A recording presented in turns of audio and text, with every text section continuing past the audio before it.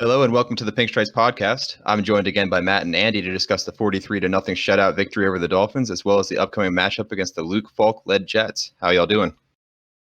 Great. Thanks for having us back. I'm just blessed that I am allowed to come back on the show every week. Yeah, I'm a little surprised you are allowed to come back. Not blessed. I know you're blessed.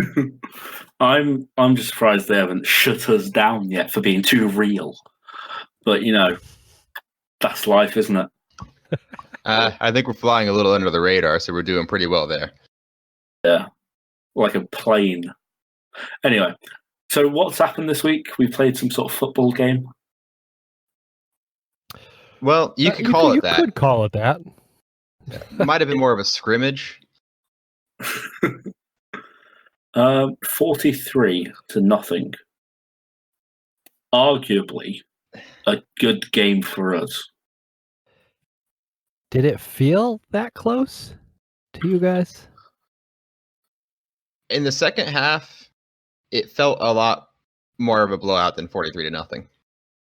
Didn't do that well in the first half. Yeah, the first half was a little weird. It was only a 13-0 the first half. The first half was frustrating because it felt like our offense was like to jump onto Antonio Brown quickly, I guess. He had 4 catches on 8 targets, 56 yards, and a touchdown. His 4 catches all came before the last 4 targets. It felt like we were trying to force him the ball a bit, and it was stagnating our offense later in drives, and that was frustrating to me. I didn't feel like they were trying to force it. I think there's always a little bit of Brady trying to feed the new guy. I mean, we saw it last year with Josh Gordon, especially against like the Titans. But it was. I think he was also open on most of the throws, or there was the ones where it was just a miscommunication. Where if he was where Brady expected him to be, he would have been open. So it didn't feel like a force. It's just that good, I think. I've seen, and it's a few people like as well saying that. I've got sources. It's fine. It's that basically they think Antonio Brown is getting open so quickly because he's just such a class above whatever Brady's had, that Brady just hasn't worked that out with him yet because he just didn't seem ready for it. Because like who I don't even know is Xavier Howard still in the Dolphins? Yeah, he's their only good corner for now. For the next week. But yeah, no one else is in the same caliber as Antonio Brown on the entire field, basically, outside of Brady. So it just made I think he might just not be ready for it. And then as that chemistry builds, it will all be good. I don't think it's a cause. This was the right game to, if we were forcing it to him, it's the right game to do it. Because even when we were up 13-0, it felt like, it was frustrating that we weren't scoring, but it felt like there was no way the Dolphins were going to have any kind of chance at any point because our offense couldn't even cross the 50. It felt like the game was never not in our control. I think they crossed the 50 once. It was either once or twice because I think they had one where they got to the 48 and then they got pushed back.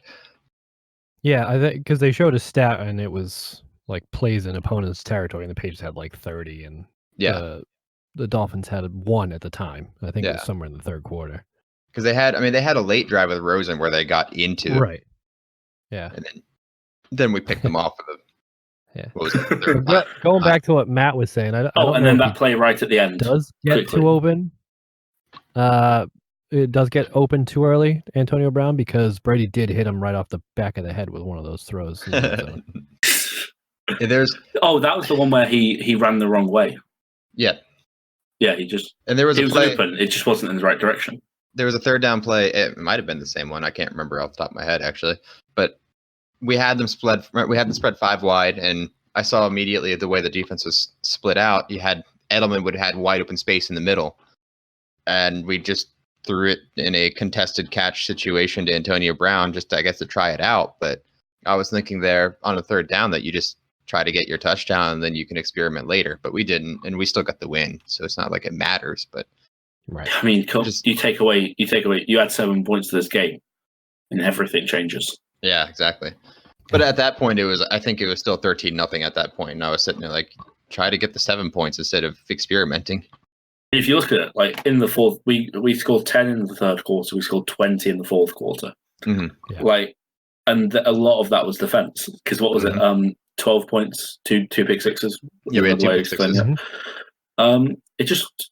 It was really just the end of the game when it felt like they had no fight left in them at all, and it became just the Dolphins just giving us the win. They just let us have not the win, but they just folded completely and let us just score without any just concern. Going through the motions at the end there, especially on that last the screenplay where you had the 3 linemen in front of James White, and all 4 of them just kind of walked in the end zone with nobody there to block or to miss or anything. I think at a certain point, both sides just wanted to try to get out there without any more injuries. Yeah. Especially the Patriots. And that segs into the next note. Isaiah Wynn landed on IR today. He'll be out at least 8 weeks with turf toe. So we have more question marks at the tackle position because we've already got Marcus Cannon week to week. It really reminds me of it. It reminds me of how awful the O-line was in 2015. And I think we have no shot of winning a Super Bowl. But it's fine. It's better to have the injury now than in like week 10. It's better, especially with how backloaded our schedule is. We can survive with worse tackle play through this portion of the schedule with these bad teams.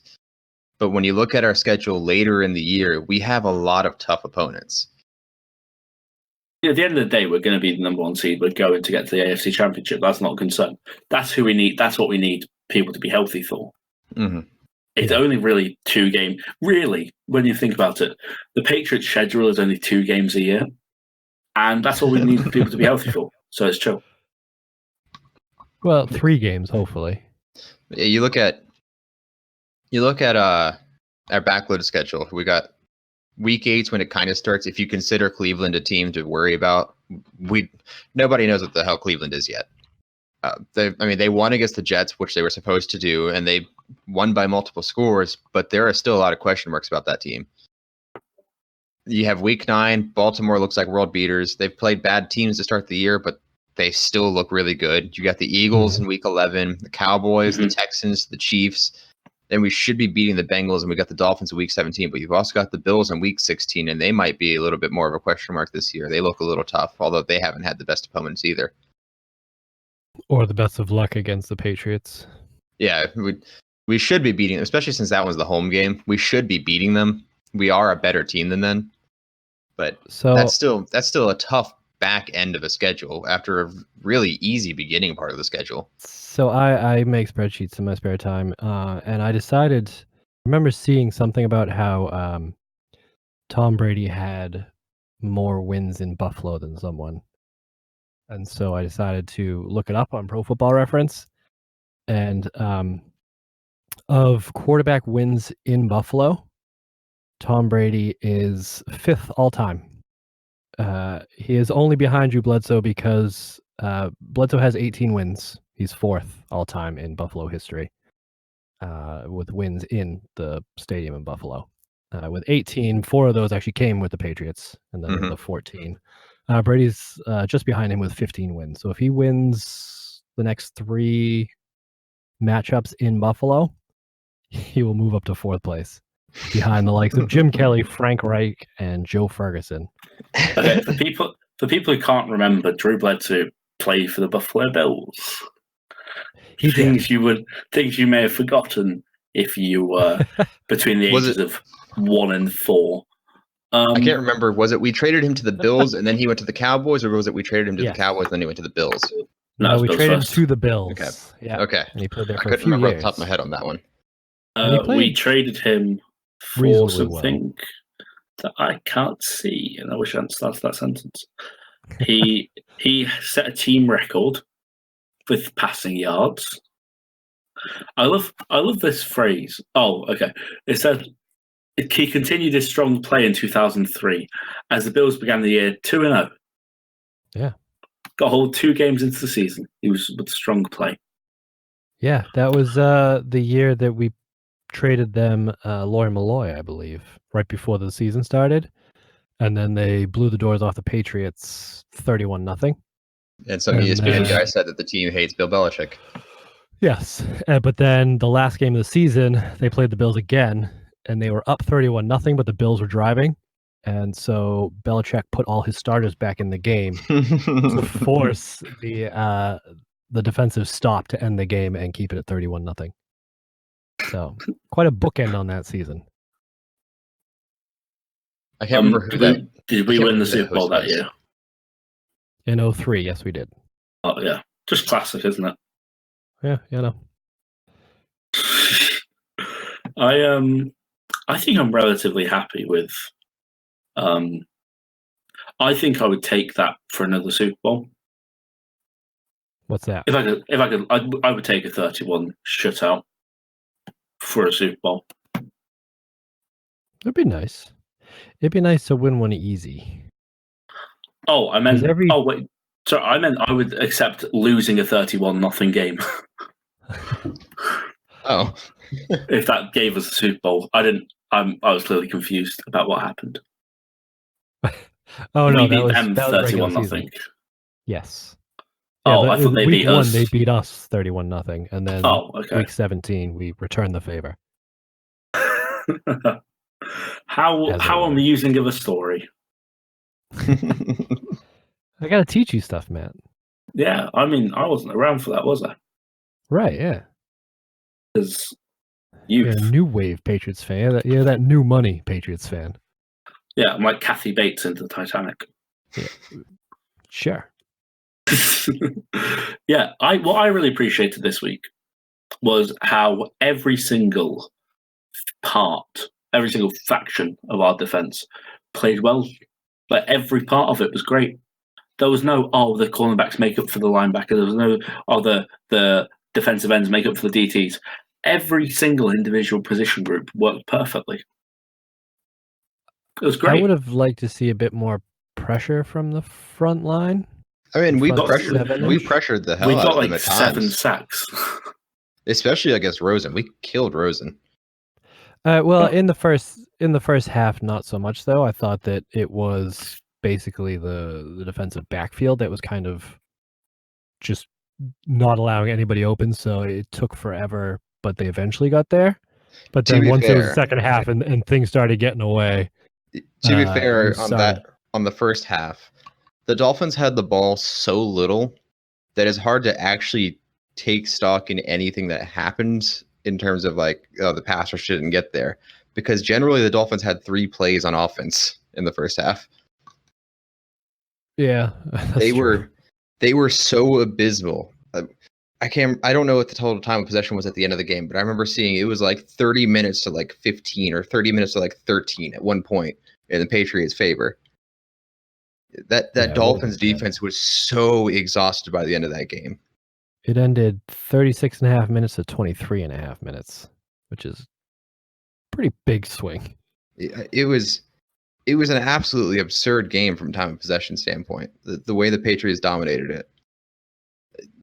The Dolphins' offense was completely useless outside of when we started playing vanilla coverages in prevent defense late in the game, except for when we wanted to preserve our shutout, and then we started attacking again.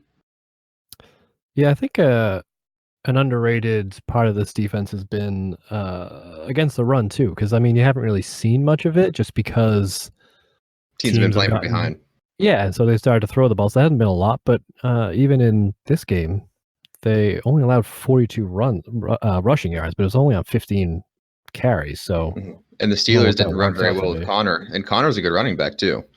Yeah, so I mean that's, and they've got a good offensive yards a carry. Yeah. So we've defensively we've been fantastic both against the run and the pass. We've had great pass rush, great pass coverage, and our gap play and our ability to attack the run has been phenomenal as well. Yeah. You know what I think has been a big part of that is old Danny Shelto. That man looks like he is as wide as he is tall. He's just a square human being. You look at him and he's huge. You could kind of tip him on his side and he'd look the same. Yeah, he does a really good job of playing nose tackle. He's not 3-4 package. They got 10 snaps in the previous game. You're welcome. you've been analyzed. So basically that means we ran our base defense for 10 plays, which tracks. Most teams, we ran nickel, the 2-4-5 nickel. We ran that more than anything. Arguably, that's our base defense. Yeah, arguably, and arguably in the NFL, that's going to be your base defense. Is either you're going to be running a 4-2-5 or a 2-4-5. Sometimes you'll see a 3-3-5, but right. I have a question for you. If I may, too, but you go first. The numbers 3-3-5, for example.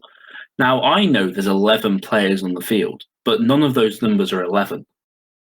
So where does that number come from? What does 3-3-5 mean? Okay, so a 3-3-5 would be you would have 3 down linemen, 3 linebackers, 5 defensive backs. Well, that makes sense, and that would be called nickel coverage. It's a variation of a nickel, yes. Yeah, nickel coverage just means you have 5 defensive backs. Yeah, and so you get 5 defensive backs. That makes it a nickel. However, you have 3 down linemen, 3 linebackers. That's how you get your 3-3, which is different from a 2-4-5, which would have 2 down linemen and 4 linebackers, or a 4-2-5, which would have 4 down linemen and 2 linebackers. You'll usually see your 4-2-5s in more of a 4-3 defensive setup because you want your 4-3 defensive linemen on the field. Yeah, because the standards are usually, like for the front 7, it's either a 3-4 or 3, usually. And then, so we played I do know what this one means. We played a quarter. We played quarter on the what's his bloody name? DMAC. What's his first name? Devon. There we go. On the Devon McCourty pick, we were in quarter. Now, do you think that's going to be something we consistently use, or do you think it's just something to throw out every once in a while? Quarters defense, you're only going to see that against like obvious passing downs where there's no chance of a run because you're going to have such limited run defense on the field. Yeah. You're going to have 3 linebackers or 3 rushers really, and then like a single actually backfield linebacker, somebody to cover. Your quarter defense is, I mean, there are sometimes you'll have a quarter defense where it's 1 down lineman and 3 linebackers, things like that, but 2 of the linebackers are rushers.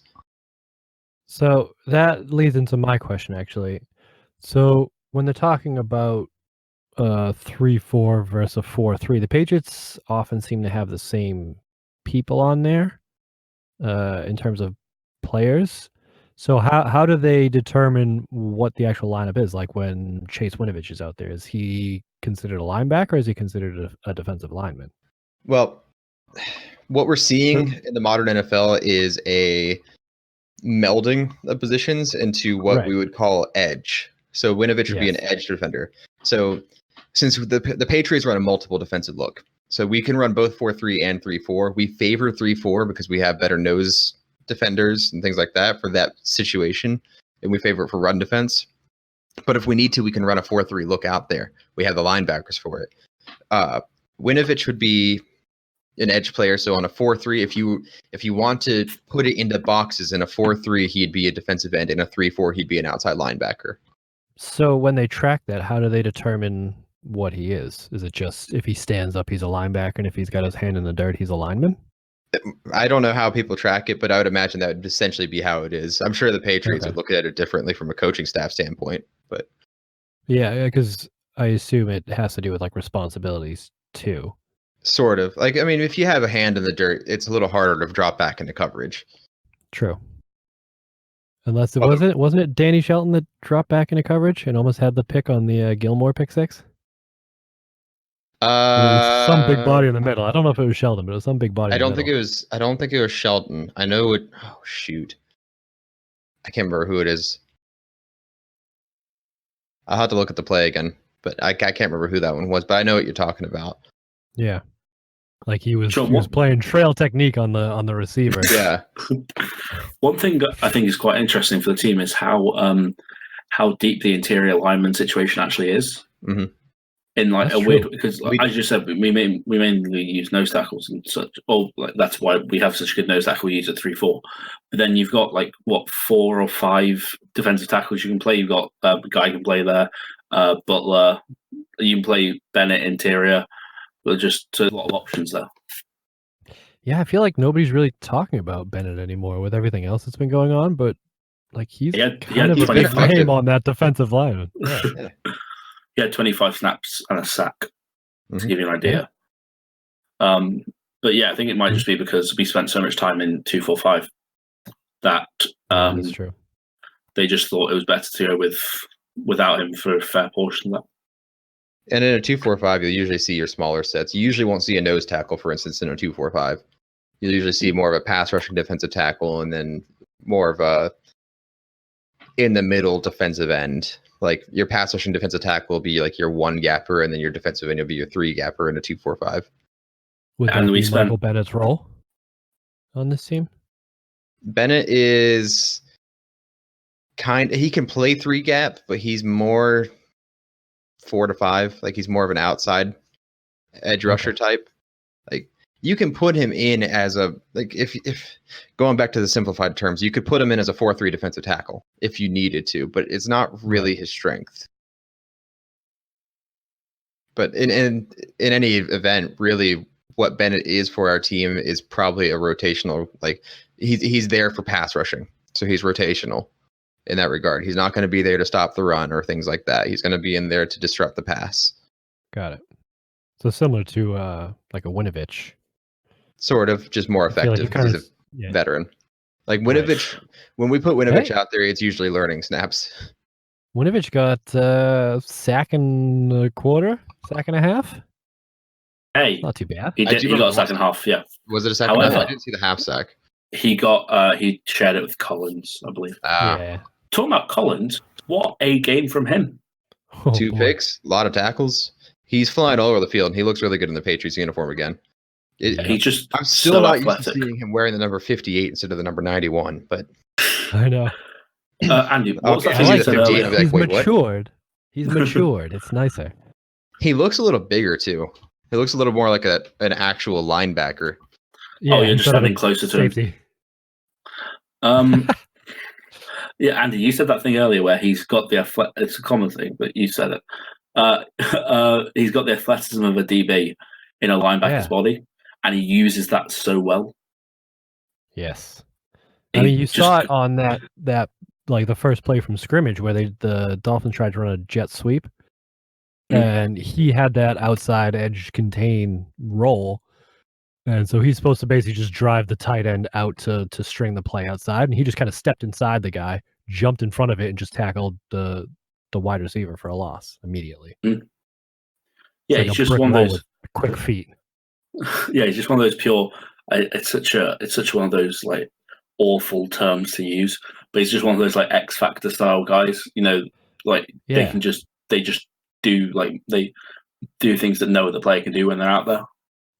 Yeah, I wrote this down, and I don't know how much I had to drink at the time, so I don't know how hot a take this is, but I wrote down that he is the Gronkowski of the defense, the Rob Gronkowski of the defense. I don't know what that means. I think it was like a big athletic guy that you can put in multiple roles, I think is where I was headed with that, but would you not say Donta? Muddled. I think it's fair. I don't think it's the same because Dante is more of a brick shit house. He's not going to coverage. Yeah, but you don't want him out covering a back. And you're not going to see him make an interception and return it for a touchdown because he's going to run out of gas halfway through. He's going to get run down by that the offensive lineman, you know? Do you know what it really reminds me of is how, do you remember like 3 seasons ago when Collins was on the Patriots, how you couldn't trust him it might be 4 seasons ago at this point, you couldn't trust him sometimes to cover a running back? You damn sure couldn't trust him to cover a wheel route. My God. Wheel route, yeah. LaShawn McCoy. But now he's actually, I would trust him to do that. It looks like he's actually playing within the system rather than just purely relying on instincts. I find it quite funny that so many players go to other teams then come back because it's just kind of like do you know, like when like mental girlfriends, I know this isn't true, this doesn't probably happen, but when they're like, oh, you'll never find someone better than me, and then it's true. Yeah. A lot of players, I don't think know what they had until they're gone. Like Pat Chung comes back and immediately turns into a great safety with us because 1, we actually utilized him right, and 2, he just played within his role and played within the system, which he didn't really do before. Yeah. So I know you two aren't married, but I get a little taste of this every time my wife leaves for like a trip or something. And I'm like, oh, I'm a single guy again for the weekend. And I'll have like one good day where I'll just sit in my boxers and like watch TV and drink beer or whatever, and play video games. And then by the end of the weekend, I'm like, you know what? I'm glad I'm not single anymore because this kind of sucks. What you're describing is my entire life. But okay. It gets boring real fast. Yeah, don't worry. I've been doing this for 4 months at this point. I'm at a level of boredom that humanity couldn't fathom in the 18th century. But because the thing is, you grow up and you just have all this light coming at you. You've got the TV and the video games, and you have to go to school every day, so that covers the time. And then you get home and you want to spend your time, but you've only got a few hours. And then one day you just have nothing. You have nothing, and no day can be filled. And it's glorious and terrible all at the same time. Let's briefly discuss the Jets. There's not a whole lot that I think we really need to discuss. We haven't spoken about Gilmore. Yeah, good. I wrote it down. In a hurry? We are at a half hour right now. Mate, we have managed to talk about nothing for like 25 minutes. You got a half hour on the Jets? I didn't think so. But we do have plenty of time on pick'ems. Is Stephon Gilmore? Is Stephon Gilmore the best centre back? I watched too much football. Cornerback in the league. Is he the best cornerback in the league, Ron? Do you think that Stephon Gilmore is the best centre back in the league? I said it again. You're gonna have to leave it at this point. Right. Oh, I'm crying. Brian, do you think Stephon Gilmore just genuinely might be the best cornerback in the league? Yes. I think Stephon Gilmore is the best cornerback in the NFL right now. I don't think Premier League. Jalen Ramsey was in the news today talking about, and of course we're recording this on Tuesday, but Jalen Ramsey was in the news today talking about there's no question who the best cornerback in the league is, and he's right. He's right. It's not him. Yeah. I don't think he's right in the way he thinks he's right. Yeah, but he's right. Not taking anything away from Ramsey. Ramsey is a phenomenal cornerback, but Stephon Gilmore, what he's been doing out there for 2 seasons now is just incredible. Yeah. Do you remember that he actually was... This is a Revis. I'm saying it. Easy, Tiger. A bet for the Patriots. For the Patriots. We'll have that argument in a second. Do you remember that Gilmore was actually a healthy scratch when he first came here? Mm-hmm. A few games in, he couldn't figure it out and was leaving guys wide open. And then ever since then, he's just been lights out. One of the changes that was made that Matt Patricia stopped running zone 65% of the time. That helps, but I think he's and then Matt even when he just didn't stop playing.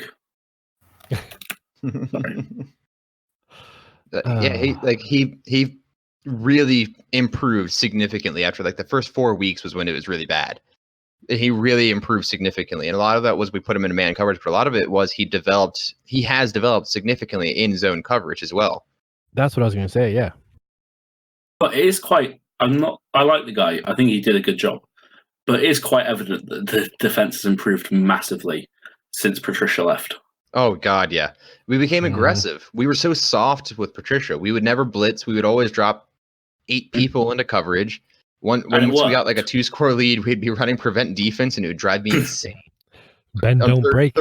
Third and longs, we would drop 8 people against backup quarterbacks. We'd do the same thing. Landry Jones tore us apart. It was so frustrating. Is that not a character from Friday Night Lights?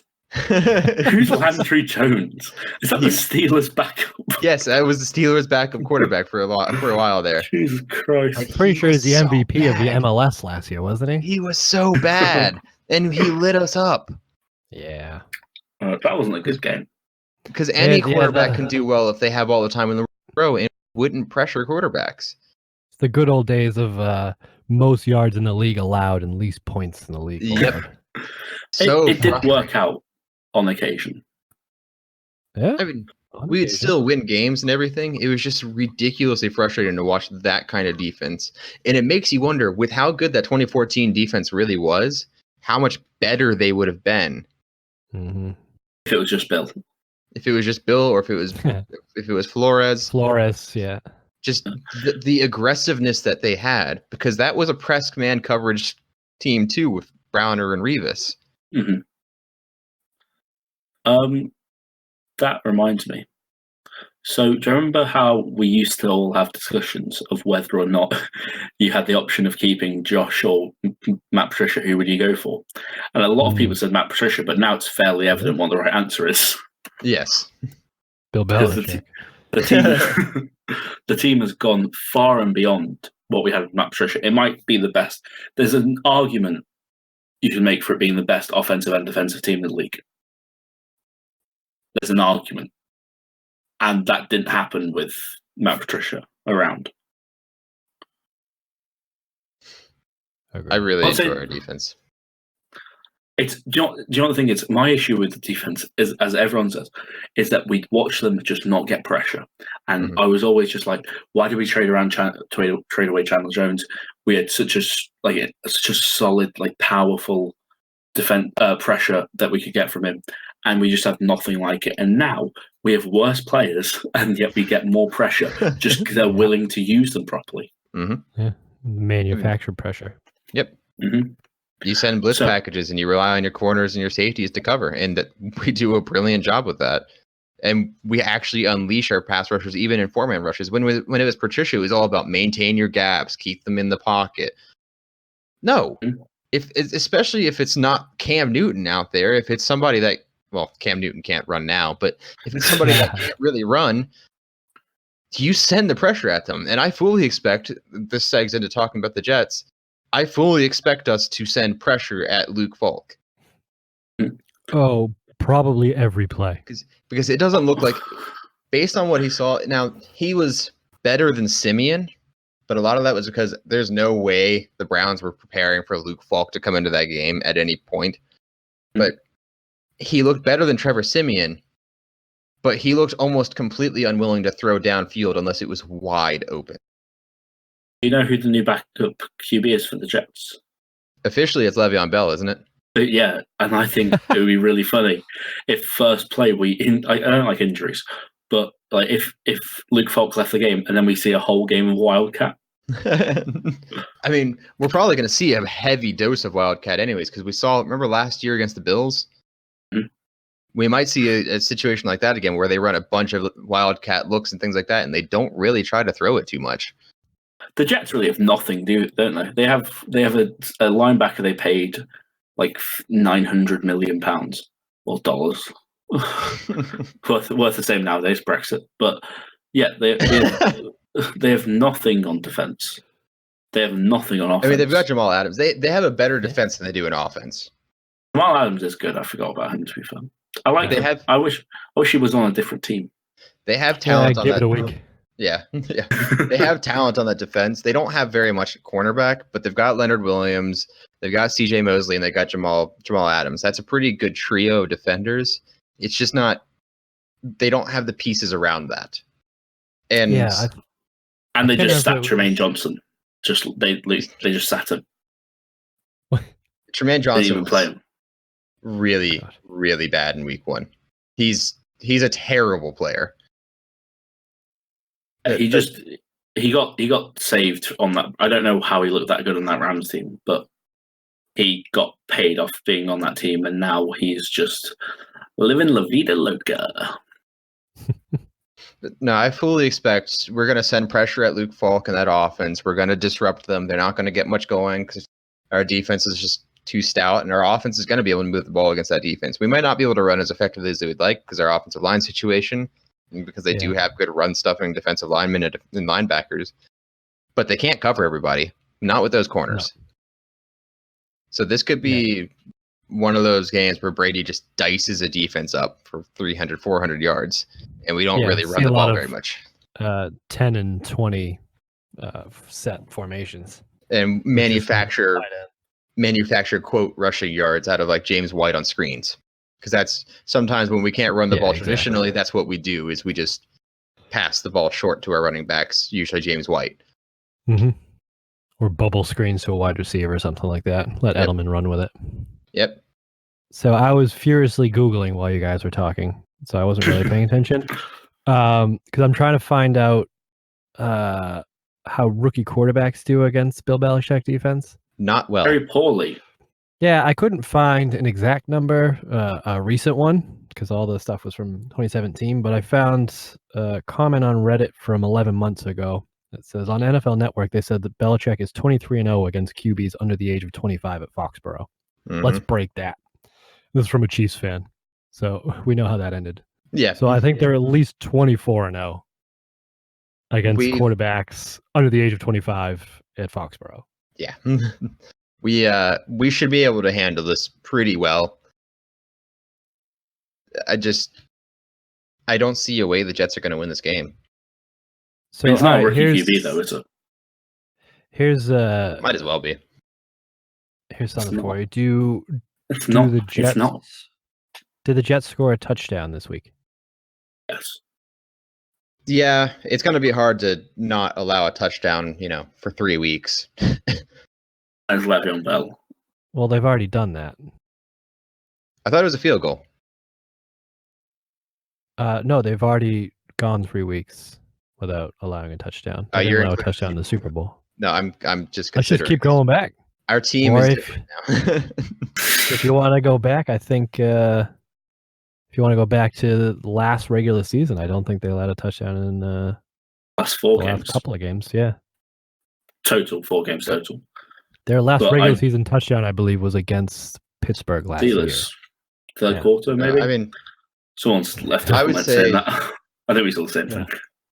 I would say, it wouldn't be surprising if we don't allow a touchdown, but it also wouldn't be surprising if we do. But I don't think the Jets are going to crack 20 by any means. No, they shouldn't even. They probably won't get close to that. I don't think they'll crack 8. It's just they're just not a good team. They're better than the Dolphins, but that's because everybody's better than the Dolphins. They might be the worst team of all time. But I'm saying you're a better dancer than Stephen Hawking. It's just not difficult. Exactly. It's a little messed up to say, but it's accurate. He can't complain. Yeah, it's just not a concern, is it? It's one, like we said this last week about the Dolphins. I'm just not concerned.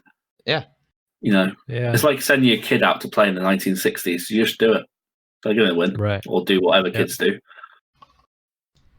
Unfortunately, the pick-em portion of our podcast had to be cut due to an error in our recording that cut out Matt's audio.